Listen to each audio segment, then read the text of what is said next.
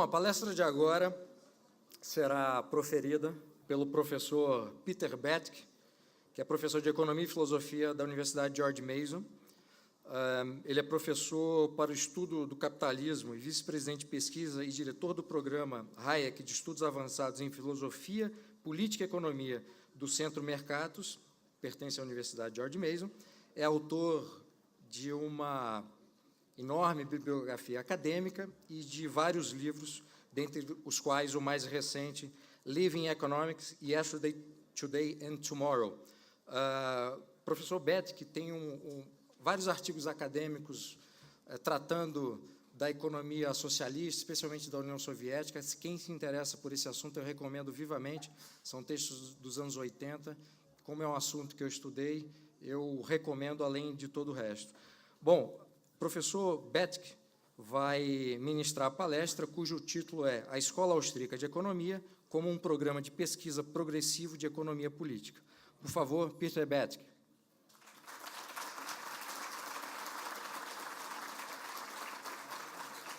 Thanks a lot.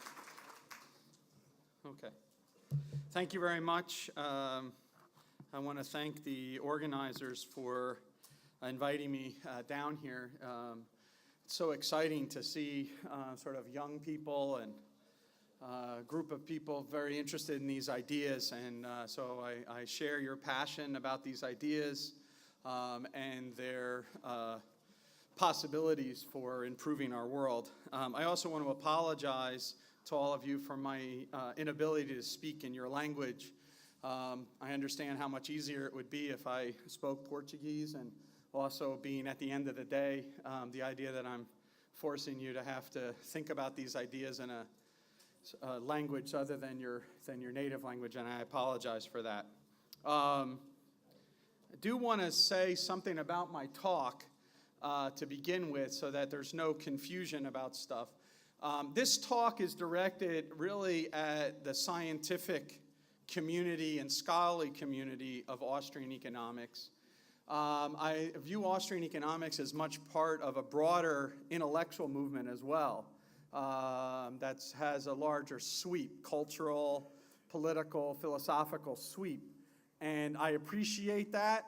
I have nothing but the greatest respect for all the various efforts that people engage in that.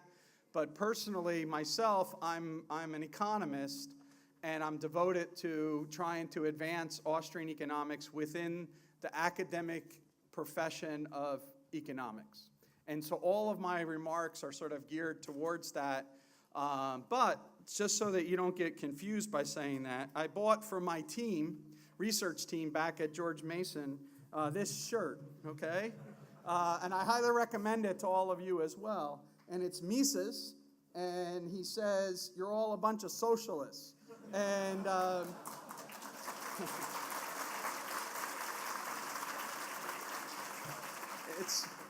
it's important to understand the origins of that quote. On the trip to the first Mont Pelerin Society, Mises is on the boat. That's how they travel across. And Frank Knight and other people were talking about 100% inheritance tax, which they thought would be a way to make the economic game fair. And Mises stormed out and said, "You're all a bunch of socialists." And that's, Frank Knight and George Stigler and Milton Friedman and whatnot. And a lot of people make fun of Mises for saying this. But the reality was that he was right, including, and so as I said to Ilio before, just a day ago, I was at a seminar at George Mason on Thursday before I flew down here. And, one of the students, accused me of being dogmatic. And I said, well, of course, I'm always dogmatic about the truth. I'm open-minded about non-truths, right? But, so I want to stress this point because what I'm going to talk about today is sort of trying, especially for the young people out there, the students, getting you to be excited about trying to contribute to the scholarly and scientific tradition of Austrian economics, which I think should be taught in every university throughout the Americas and throughout Europe. And that's, in fact, our big goal that we're trying to achieve at George Mason University, which is to counter the Keynesian avalanche that took place after World War II with what we call a Hayekian landslide, which is to counter that. And the goal is to put an Austrian economist in every university and college in America and in Europe within the next 25 years. And that's a tough battle, but as you'll see, I think we're making a lot of progress. But in order for us to achieve that goal, we need to improve our scientific understanding. Our scientific understanding in the fields of economics and philosophy and politics. I would add law, history, all these different fields, and we need to have an impact in that. And so the idea here is a progressive research program in the social sciences. And so to start with, this is language that's from the philosopher of science, Emery Lakatos, okay? And so it's part of what's called the growth of knowledge literature in economics. By the way, I listened to your talk on through translation, and I think it was just brilliant. And not just because you cited me favorably, that's always a criteria number one. But no, it was because I was very intrigued by your use of Quentin Skinner and your idea of contextualizing these various different figures. And I think that that's a very powerful idea for young people to think about the history of ideas. I think it's extremely important to contextualize Mises. It's important to contextualize Hayek. One of the reasons why Hayek sort of gets a little bit more traction in the academic community is because in style of writing, Hayek is already a 20th century thinker, whereas in style of writing, Mises is writing more like 19th century figures. And so he's writing a big, thick tome rather than articles. Hayek is writing to other professionals in articles. And the fact is that when Hayek comes to the English language community of scientists, he's translating, in a lot of ways, Mises to the English language community, and Mises's works are not available until a decade later, so Hayek becomes the representative of Mises's ideas in the English-speaking world. And Hayek and Robbins, I should say, Lionel Robbins. And that changes stuff, because by the time Mises comes along, people have already heard aspects of the argument, so they don't find the originality as much as it actually is there. It reminds me very much, my background is in Sovietology. Robert Conquest is one of the great historians of the Soviet experience. And Conquest's book, The Great Terror, circulated samizdat underground for a generation before the fall of communism. And so then when communism collapsed, they reprinted an issue of The Great Terror. And the reaction in the reforming Russia was, we already heard this. And as one of the people pointed out, yeah, because you already read Conquest, but it was in samizdat, not in above ground. So I think that's kind of the importance about Mises.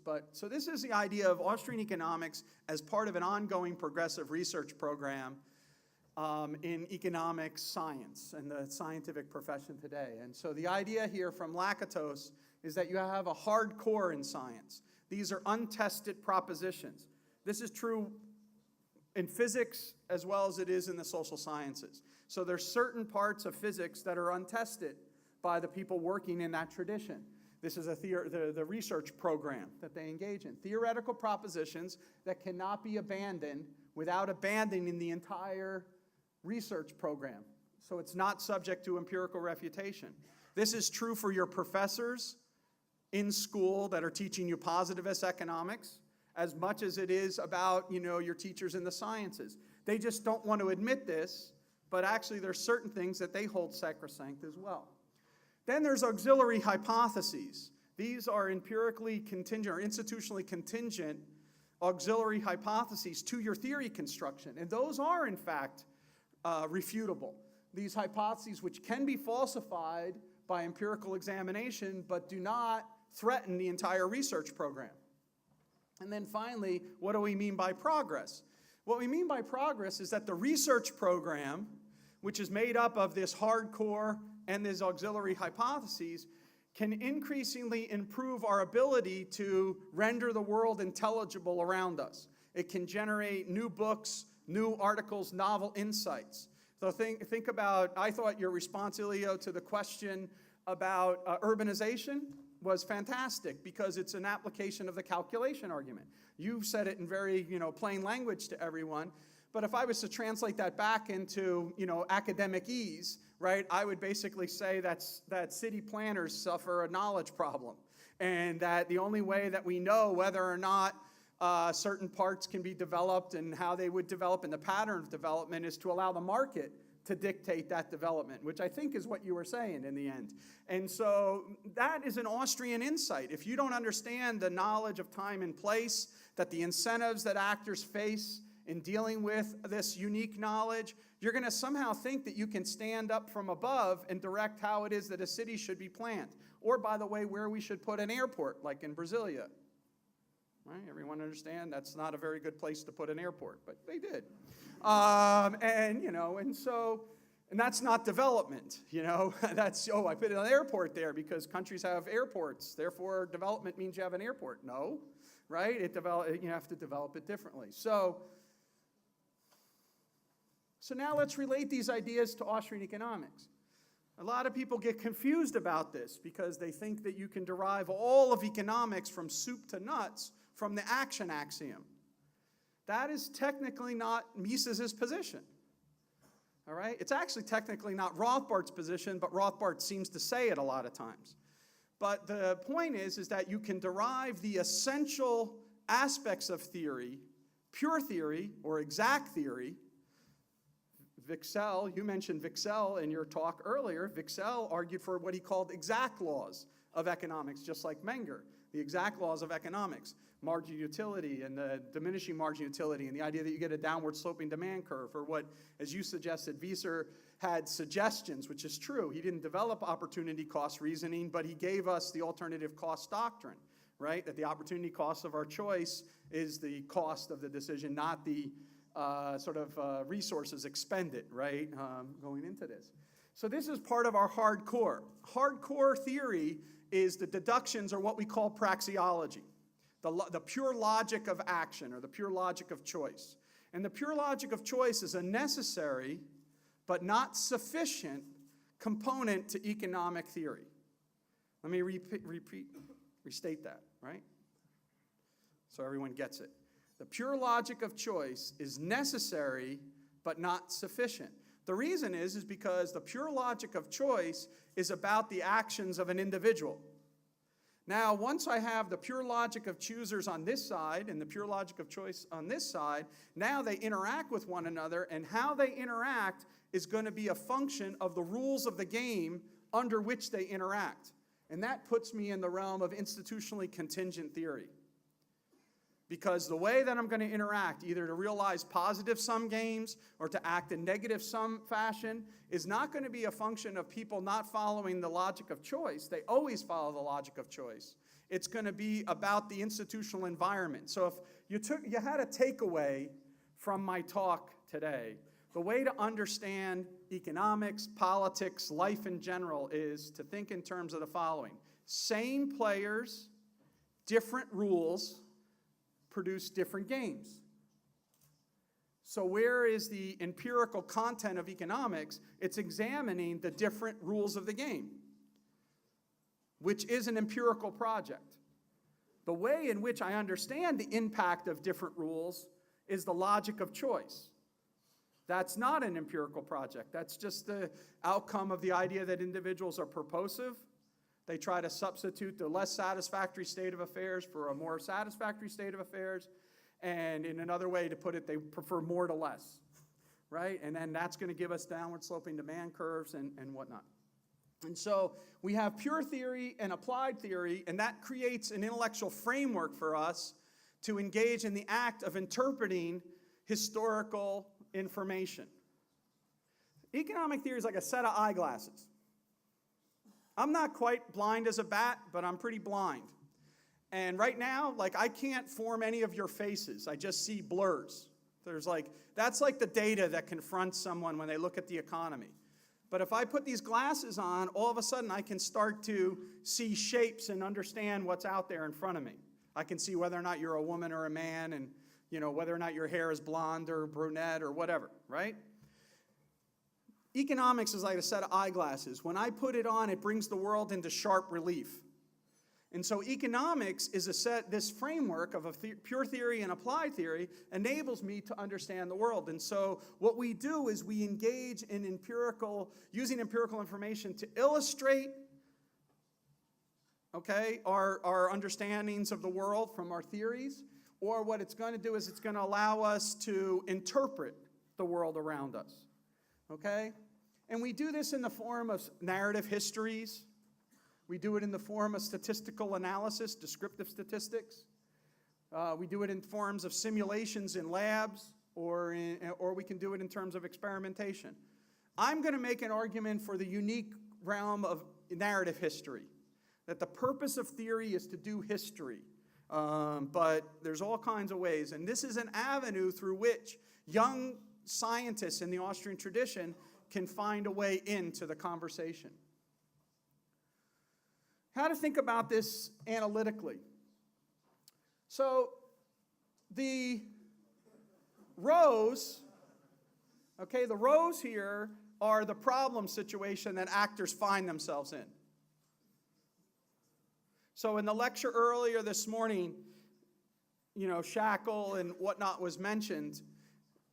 There's methodological views associated with that, but one of the reasons why Shackle, who's a student of Hayek, wrote his doctoral dissertation with Hayek, why Shackle is a unique individual in this is because he emphasized the problem situation that economic actors face in making decisions. Mises, in the first 100 pages of Human Action, lays this out as well, that what does it mean to be an actor as opposed to a robot? Neoclassical models are closed-end models and single-exit theorems. Closed-end, single-exit. And as a result, we're not dealing with human beings. We're dealing with robots. That's a decision as if a robot was making it, right? So, but Mises says that's not real choice. That's not human action, right? Right? Homo agens is different from human actor, okay? It's an automaton. So we don't want to have a theory of automatons, but so what we're going to do is we're going to put people in different kind of problem situations. They're going to be simple problem situations in which all the desired outcomes are known and given, and the means available to them to achieve those known and given outcomes or ends are in fact already provided for them. So then it's just a matter of decision calculus. Or we're going to put them where the ends are in fact something that we discover in the process of our decision making. Because we live in a world of uncertainty and the passage of time. And so we're going to be in a complex problem situation.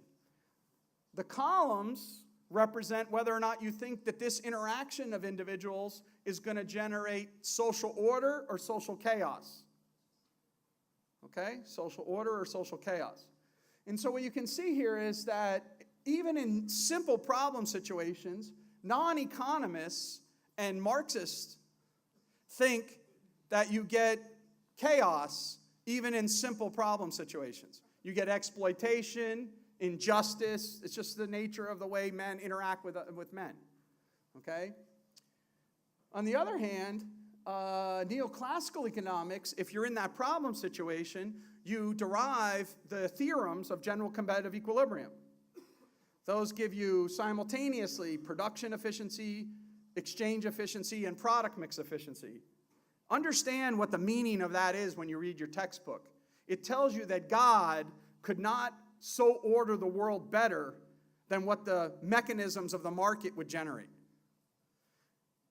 Right? It's an outcome which only a benevolent and omniscient God could generate. That's what the general competitive equilibrium, when you have the simultaneous achievement of those three. That only happens under very simplified situation. Full and complete information, okay? No errors, right? No passage of time, right? Full and complete markets. So not only do you have full and complete information, but you have to have full and complete markets, meaning perfect competition. Infinite numbers of buyers and sellers, right? This is all should remind you of your textbook. Now go diagonally across and then you'll understand, where market failure theory comes from in Keynesian economics. Because in a world of complexity, right, as Keynes says, ensnared in the dark forces of time and ignorance, all right, you are going to end up with the market unable to generate social order, needing a deus machina, the government, to step in to fix things.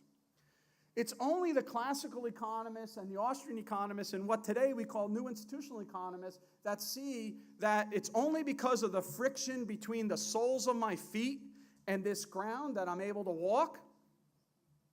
Similarly, it's only because of the frictions that exist in a market that markets operate, that there's entrepreneurial profits, that there's constant demand for innovation. What is the great benefit of markets? They're constant innovation machines. Where do markets get stopped? When government shuts down innovation. What we need is permissionless innovation, right? We don't have to ask anyone, can we come up with this new idea? In a free society, you just simply get a chance to try out your new idea. And then you might be wrong. In fact, most new ideas are in fact wrong. How do you find that out? Go back to Leo's question about urbanization. You know how you find it out? You make a profit or you make a loss. You make a loss, you get weeded out of the market. No one can permanently make losses. Oh, sorry, yes they can, when government keeps bailing them out. All right? So, I always say to people, I'll talk about this tomorrow in the financial crisis, but, a free society is one in which, individuals are free and responsible individuals interacting in a market economy based on profit and loss. If what we do is we privatize profits and socialize losses, it's no surprise that people act, irresponsibly, right? Welcome to the world of Goldman Sachs, right? They think that, and by the way, moral hazard is not something that you do a survey of and say to the manager, hey, do you think you're going to get bailed out? It's the systematic incentives that they face, not the motivations of the manager. It's the incentives that they face in trying to do it. Their incentives are to be riskier because they pay the big reward.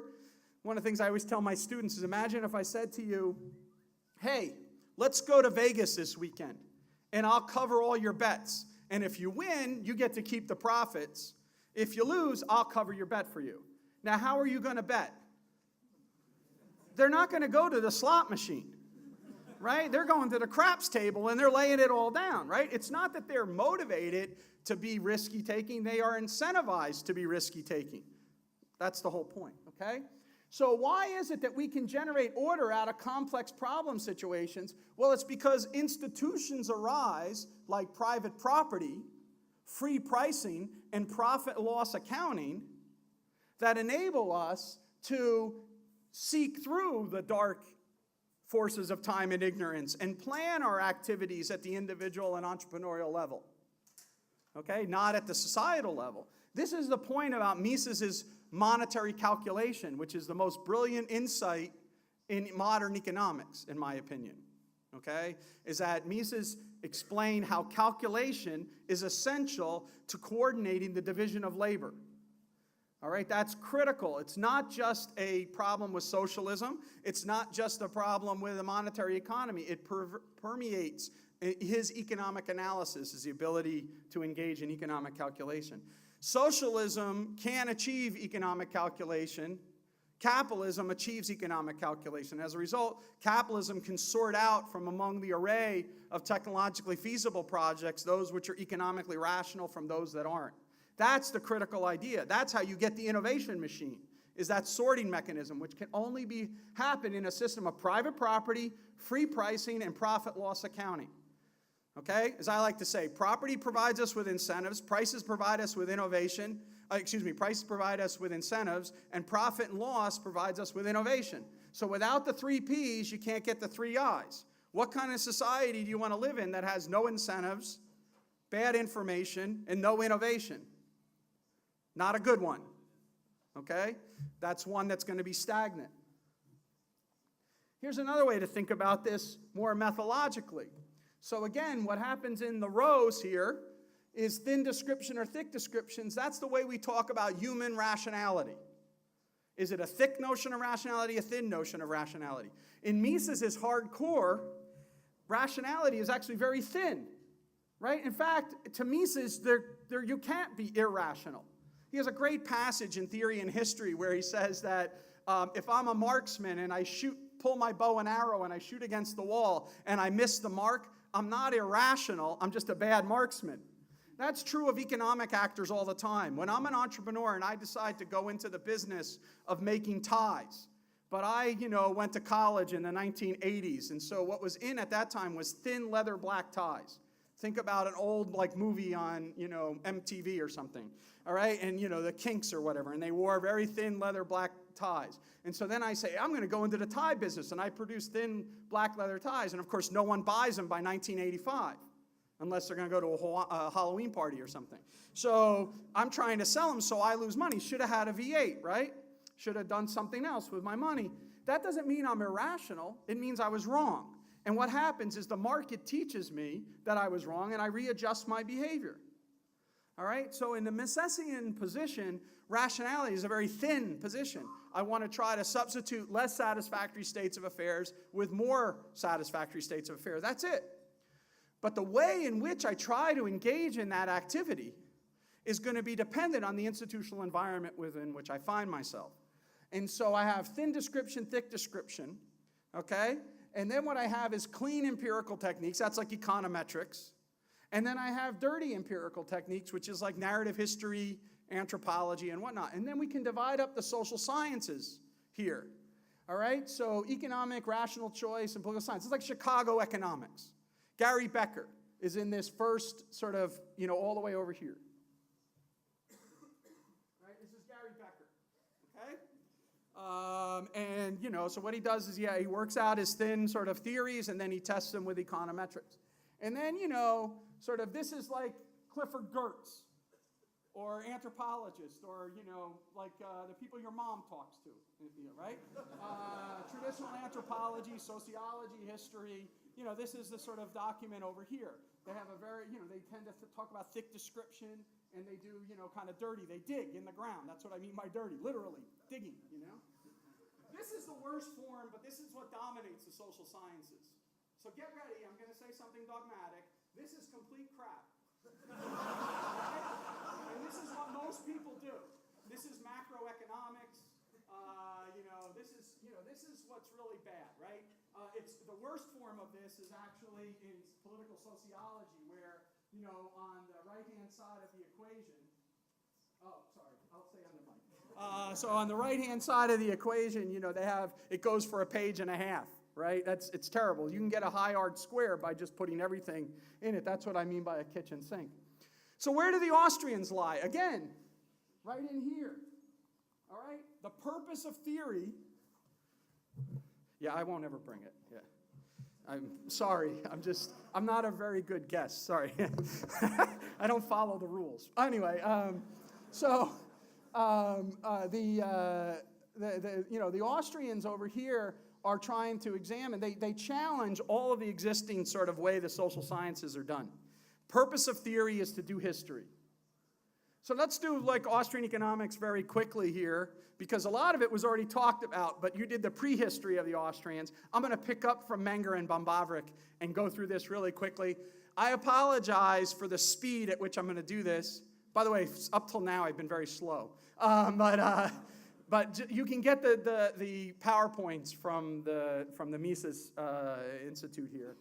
But the history of the tradition, and I'm not going to waste a lot of time on going over this because a lot of you know this, and I want to encourage you to study it. But I want to get to the more exciting things that are going on today.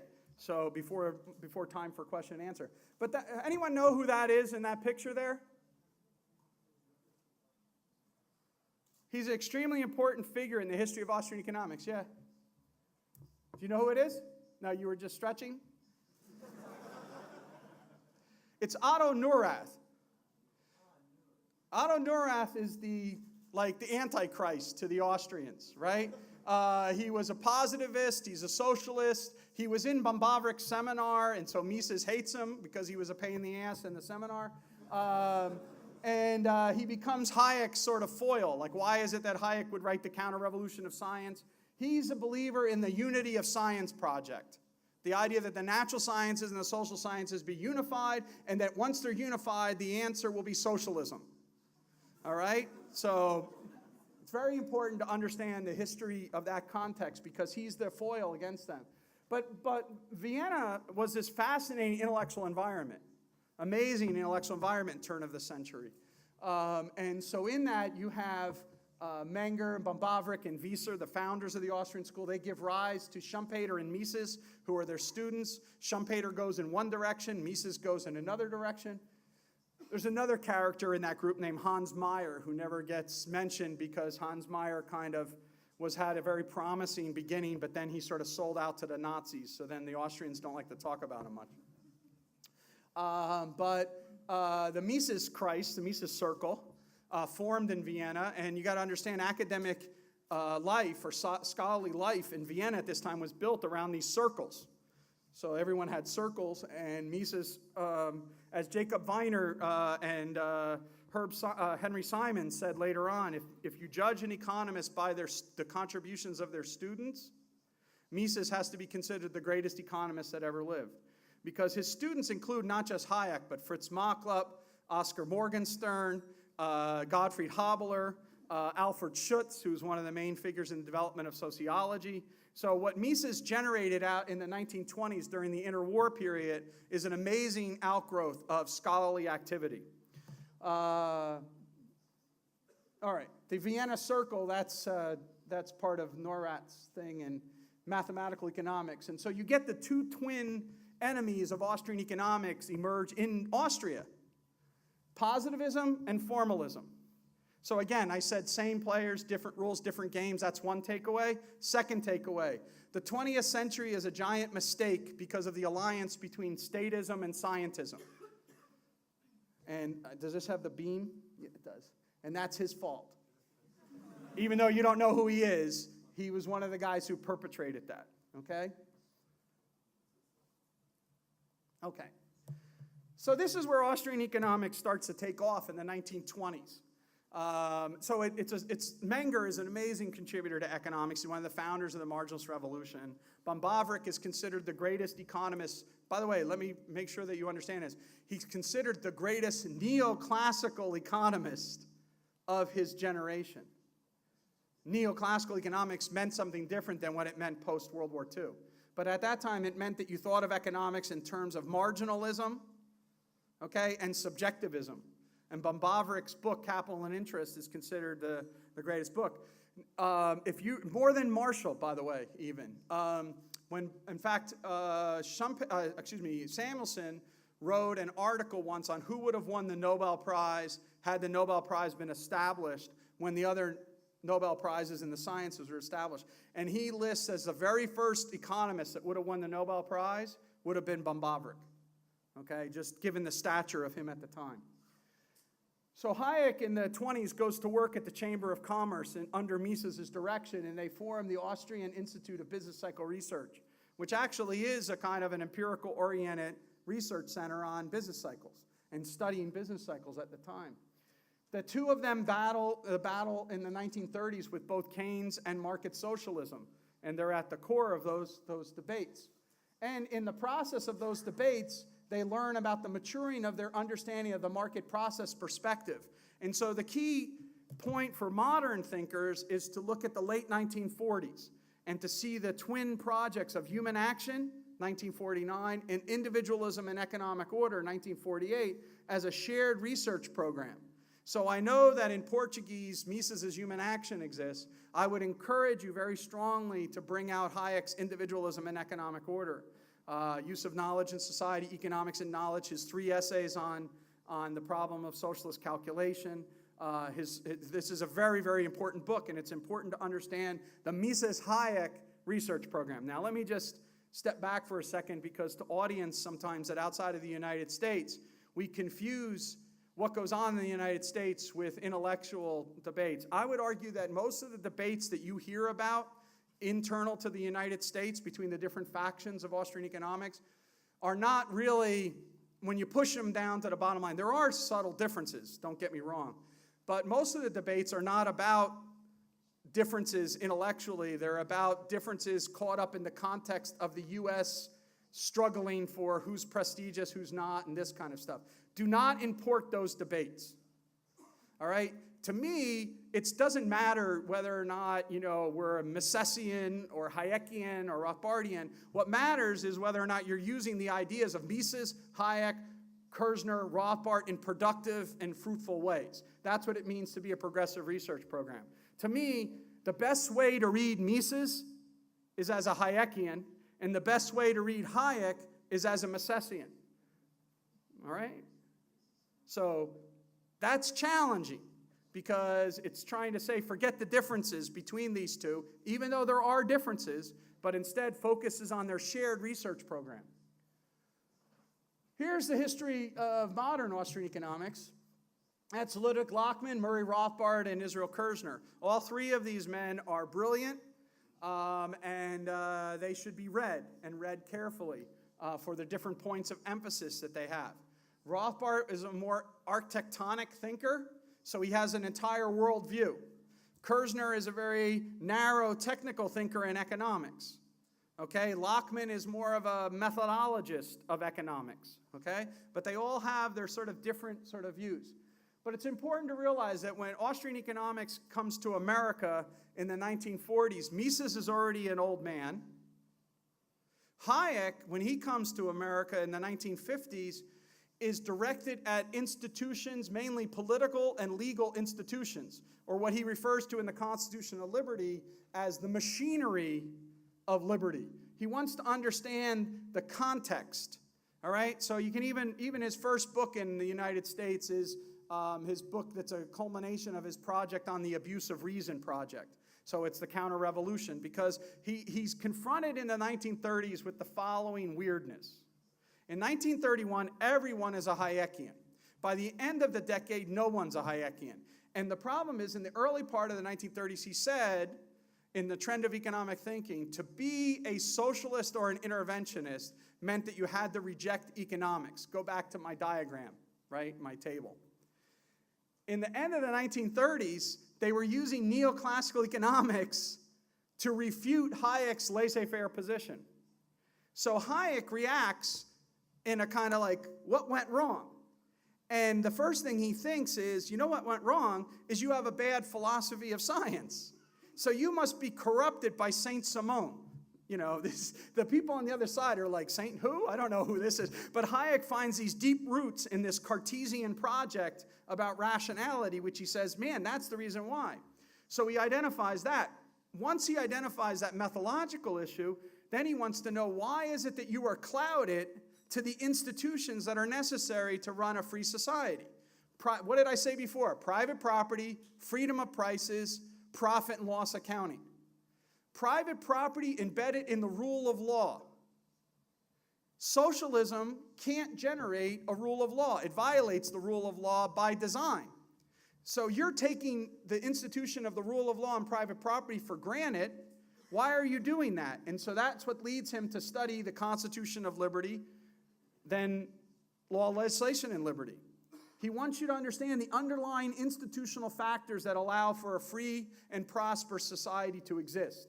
Without private property, there is no economic calculation. Without economic calculation, there's no economic progress. You forgot that argument. So that's what the Road to Serfdom argues, that's what the Constitution of Liberty argues, and that's what law, legislation, and liberty argues.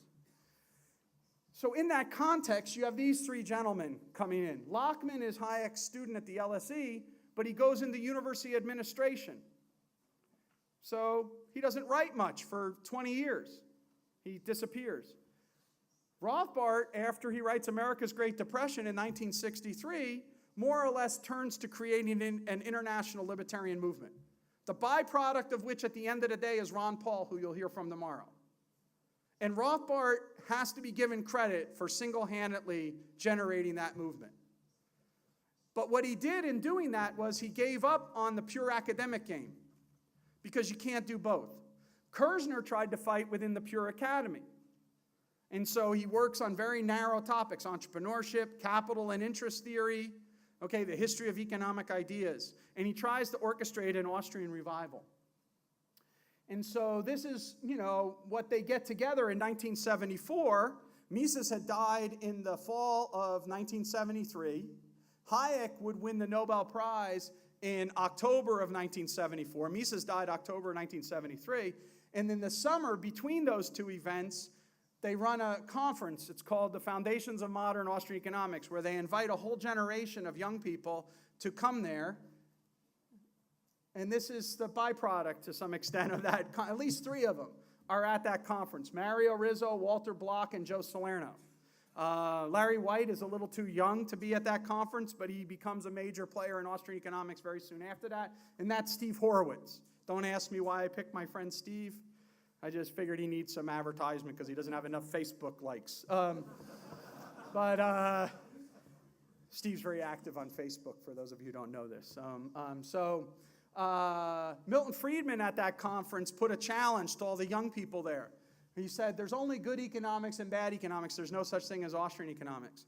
At the time, people became outraged by this. But in retrospect, in some fundamental sense, Friedman is correct. There is only good economics and bad economics. It's just that to do good economics, you have to do an Austrian way. Okay?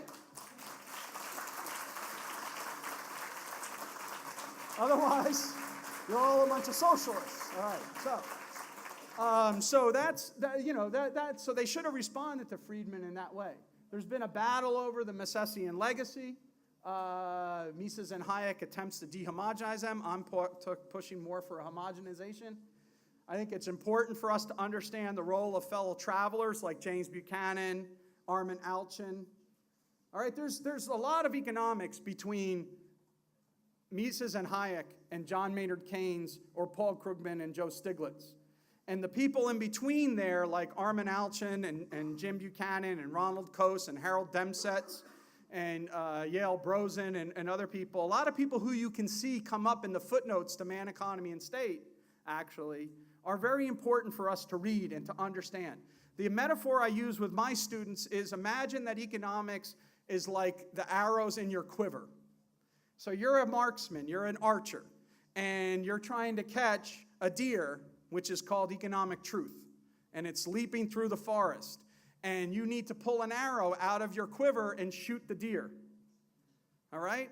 It would be a shame if you didn't pull a public choice arrow and then shoot it when it's time to answer a public choice question.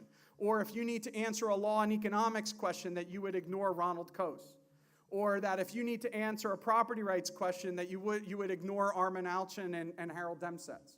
That would be a shame. And if you need to answer an entrepreneurial question, you have Israel Kirzner. Okay? Do I believe that Mises, Hayek, Kirzner, and Rothbard have more truth than anyone else, that they give us the most number of arrows in my quiver? Yes. Let me state that clearly. But they don't give the only arrows in my quiver. All right? And we have to understand the role that fellow travelers play. Who doesn't give me any arrows in my quiver? Keynes. No arrows there. That's just nonsense, okay? Krugman. Nonsense, okay? Stiglitz. Fancy nonsense, right? And so, I don't need those arrows. So we got to look, there you go. So we got to look right here. This is for you young people. I'm 54 years old. I'm still youngin', don't get me wrong. And I still got a lot of writing left in me.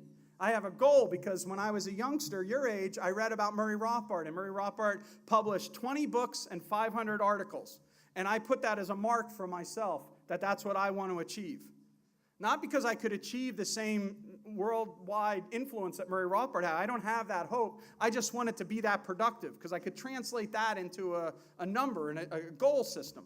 20 books, 500 articles in my lifetime. That could work. And so, but the opportunities that exist today for young people are just phenomenal, as witness here, right? It's just, so the world is your oyster. Go get it. And that's what I want to encourage you to think about.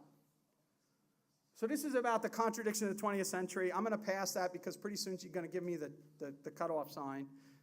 My mom, I told her before she could give me this. My mom, when we were kids, back in New Jersey, and we would talk too much, my mother would go like this. When you're talking back to her, she'd give you the cutoff sign and then close it. She'd go like that. And I love my mom, so I always am waiting for someone to do that. Since they never do it, I just keep yapping.